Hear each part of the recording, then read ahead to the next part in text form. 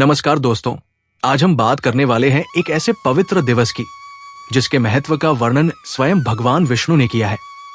कार्तिक एकादशी की अद्भुत कथा और उसका रहस्य। स्वागत है आपका हमारे वेद कहानी स्टूडियो में। दोस्तों, कार्तिक मास की शुक्ल पक्ष की एकादशी को देवोठनी एकादशी या प्रबोधिनी एकादशी कहा जाता है। इस दिन को इतना खास इसलिए माना गया है क्योंकि कहा जाता है कि 4 महीने के योग निद्रा के बाद इसी दिन भगवान श्रीहरि विष्णु जागृत होते हैं। देवशयनी एकादशी से लेकर कार्तिक शुक्ल एकादशी तक भगवान विष्णु क्षीर सागर में शेषना की शैया पर विश्राम करते हैं। इस अवधि को चातुर्मास कहा जाता है और जब कार्तिक शुक्ल एकादशी आती है तब भगवान श्रीहरि का जागरण होता है, जिसके साथ ही देव कार्य, शुभ कार्य, विवाह संस्कार और सभी मांगलिक कार्य पुनः आरंभ किए जाते हैं। ऐसा माना जाता है कि इस दिन यदि कोई सच्चे मन से व्रत रखकर श्रीहरि का ध्यान करता है तो उसके समस्त पाप नष्ट हो जाते हैं और उसे मोक्ष की प्राप्ति होती है। कहा जाता है कि इस एकादशी का महत्व सभी व्रतों और तीर्थों में सबसे ऊंचा है। पद्म पुराण में वर्णन मिलता है कि स्वयं भगवान विष्णु ने नारद मुनि को कहा, हे नारद, कार्तिक शुक्ल पक्ष की एकादशी मेरे लिए सर्वश्रेष्ठ है। जो मनुष्य इस दिन उपवास करता है और मेरे नाम का कीर्तन करता है वो समस्त पापों से मुक्त होकर मेरे धाम को प्राप्त होता है। इस दिन का आरंभ प्रातः स्नान से होता है। विशेष रूप से गंगा, यमुना, गोदावरी, नर्मदा या किसी पवित्र नदी में स्नान करने का विधान है। स्नान के बाद भगवान विष्णु का शालिग्राम रूप में पूजन किया जाता है। तुलसी जी की पूजा इस दिन विशेष रूप से की जाती है क्योंकि तुलसी विवाह भी इसी दिन मनाया जाता है। ये कथा अत्यंत रोचक है। कहते हैं कि एक समय लक्ष्मी जी ने भगवान विष्णु से कहा, प्रभु, आप 4 महीने तक योग निद्रा में रहते हैं, तब मैं अत्यंत उदास हो जाती हूँ। जब आप सोते हैं तो संपूर्ण ब्रह्मांड की गतिविधियां रुक जाती है। सभी देवता कार्य नहीं कर पाते, विवाह नहीं हो पाते। कृपया बताइए कि आपके इस विश्राम का अंत कब होगा? तब भगवान विष्णु ने मुस्कुराते हुए कहा, हे प्रिय लक्ष्मी, कार्तिक मास की शुक्ल पक्ष की एकादशी को जब मैं योग निद्रा से जागृत होऊंगा तब से समस्त शुभ कार्यों की पुनः शुरुआत होगी। इस प्रकार से उस दिन को देवोठनी एकादशी कहा जाने लगा। इस दिन को हर साल बड़े हर्ष और उत्साह के साथ मनाया जाता है। कथा के अनुसार एक समय सतयुग में मानधाता नाम के एक राजा राज्य करते थे। उनके राज्य में अत्यंत समृद्धि थी, लेकिन एक वर्ष वर्षा नहीं हुई और भयंकर अकाल पड़ गया।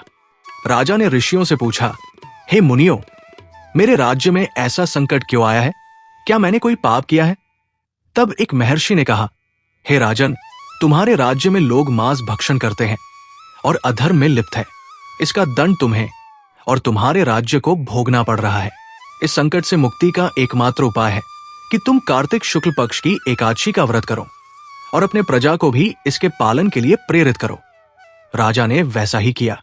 उन्होंने पूरे राज्य में घोषणा कराई कि सभी लोग कार्तिक एकादशी का व्रत करें और भगवान विष्णु का पूजन करें। जब सबने श्रद्धा से व्रत किया तो कुछ ही समय में वर्षा हुई, फसलें लहलहाने लगी और पूरा राज्य पुनः समृद्ध हो गया। इस प्रकार कार्तिक एकादशी का व्रत धरती पर सुख और समृद्धि का कारण बना। इस दिन एक और कथा प्रचलित है, भगवान विष्णु और तुलसी जी के दिव्य विवाह की। कहते हैं, एक बार ब्रह्मा जी के आदेश से विष्णु भगवान ने शंखचूड़ नामक असुर का वध किया था।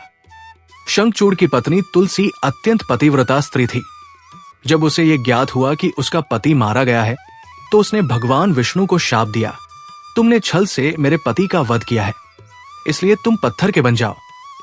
विष्णु जी ने मुस्कुराते हुए उसका शाप स्वीकार किया और कहा, हे तुलसी, तुम्हारे पतिव्रता धर्म के कारण तुम्हें मेरा अर्धांगिनी रूप मिलेगा।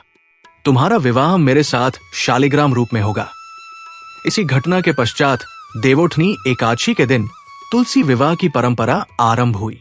यह विवाह इस बात का प्रतीक है कि जब तुलसी और विष्णु का मिलन होता है तब पृथ्वी पर पुनः शुभता लौट आती है और सभी मंगल कार्यों की शुरुआत होती है। इस दिन घर घर में तुलसी विवाह का आयोजन किया जाता है। तुलसी माता को दुल्हन की तरह सजाया जाता है, लाल साड़ी पहनाई जाती है, चूड़ियां, बिंदी, सिंदूर आदि से अलंकृत किया जाता है और शालिग्राम भगवान को वर के रूप में स्थापित किया जाता है। परिवारजन मंगल गीत गाते हैं, दीप जलाते हैं और विवाह संस्कार की तरह संकल्प लेकर पूजा करते हैं। इस दिन तुलसी और विष्णु भगवान के विवाह के साथ साथ धरती पर नवजीवन का आरंभ होता है। कहते हैं कि इस दिन यदि कोई व्यक्ति स्नान, दान, व्रत और पूजन करता है तो उसके 7 जन्मों के पाप नष्ट हो जाते हैं। ब्रह्मवैवर्त पुराण में भी कहा गया है, कार्तिक शुक्ल एकादशी को जो मनुष्य उपवास करता है वो समस्त पापों से मुक्त होकर भगवान विष्णु के धाम को प्राप्त करता है। इस दिन दीपदान का भी विशेष महत्व बताया गया है। घर, मंदिर, नदी तट या तुलसी के पास दीपक जलाने से असीम पुण्य की प्राप्ति होती है। कहते हैं कि दीपदान से मनुष्य के जीवन में अंधकार का नाश होता है और ज्ञान का प्रकाश फैलता है। इस एकादशी से विवाह के मुहूर्त खुल जाते हैं। ये वही क्षण होता है जब देवता अपने विश्राम से उठकर पुनः कार्य में प्रवृत्त होते हैं। इसीलिए इसे देवोठनी या देव प्रबोधिनी कहा गया। भारत के कई हिस्सों में इस दिन भव्य मेले लगते हैं, जैसे पुष्कर का मेला। कहा जाता है कि इस दिन भगवान ब्रह्मा का मंदिर पुष्कर में विशेष रूप से पूजित होता है, क्योंकि ब्रह्मा जी ने स्वयं इस दिन यज्ञ का आरंभ किया था। भक्तजन इस दिन रात भर जागरण करते हैं, भजन कीर्तन गाते हैं और भगवान विष्णु के नाम का जाप करते हैं। कुछ लोग श्री विष्णु सहस्त्रनाम पाठ करते हैं तो कुछ लोक गीता का पाठ। ये दिन केवल पूजा का ही नहीं बल्कि आत्मशुद्धि का भी दिन माना गया है। कहा जाता है कि यदि कोई व्यक्ति इस दिन दूसरों की सेवा करता है, भूखों को भोजन देता है, जल पिलाता है, तो उसे वही फल मिलता है जो हजारों यज्ञ करने से प्राप्त होता है। इस दिन किया गया दान कई गुना फल देता है। पुराणों में यह भी वर्णित है कि जो व्यक्ति इस दिन ब्राह्मण को वस्त्र, अन्न या स्वर्ण दान करता है वो विष्णुलोक में स्थान पाता है। महिलाएं इस दिन घर में स्वच्छता रखती हैं, तुलसी माता के पास दीपक जलाती हैं और भगवान विष्णु से परिवार की समृद्धि की कामना करती है।